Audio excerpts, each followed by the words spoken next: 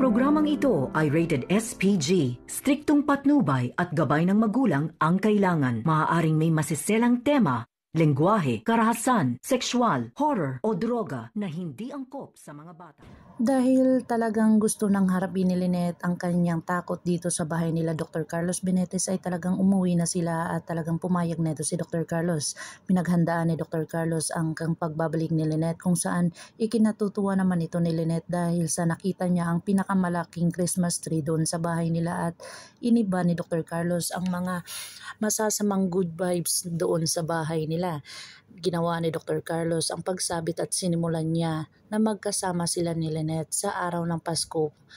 First time ngayon. Dito na nagsabit sila ng kanilang mga pangalan dito sa Christmas tree na ginawa ni Dr. Carlos Benitez na kung saan bagong panimula daw at gusto na talagang harapin ni Lynette ang kanyang takot dito sa kanilang tahanan.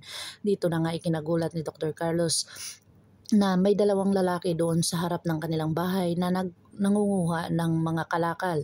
Dito na nga pinagalitan sila ni Lynette dahil sa talagang mababait daw yung mga tao na yun at binigyan pa niya ng pamasko. Dito na ipinagtataka ni Dr. Carlos ang mga ginagawa ni Lynette kung saan hinaharap na ni Lynette ang lahat ng kanyang mga takot dito at hindi na siya dito nagpapatalo. Dito na nga ikinatutuwa ni Chang Susan ang lahat ng kanyang mga naririnig dito kay Lynette kung saan naging maayos na at talagang hinarap na ni Lynette ang kanyang mga takot dito sa buong buhay niya. Dahil buo silang gumagawa ng event na iyon dahil tinulungan si Annalyn ng kanyang mga kaibigan lalong-lalo na itong si Tita Giselle niya ang naghanap ng venue.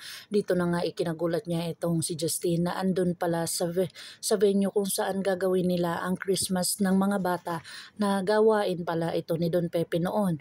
Dito na nga si Justine ay napapayag ni Annalyn na gumawa sila ng performance kung saan ang saya-saya ni Giselle na nakita niya ang kanyang anak na masaya doon. Dito na nga nagtatago lang si Giselle dahil sa hindi niya gustong masira ang moment ng kanyang anak kung saan ito na nga kaya ang dahilan para sila ay magbati ng mag-ina. Pakakabangan natin ang mga susunod pa na episode na itong Abot Kamay na Pangarap. If you like my story, please like, share, and subscribe para ma-update po kayo sa mga susunod pa. Yun lamang po at maraming salamat.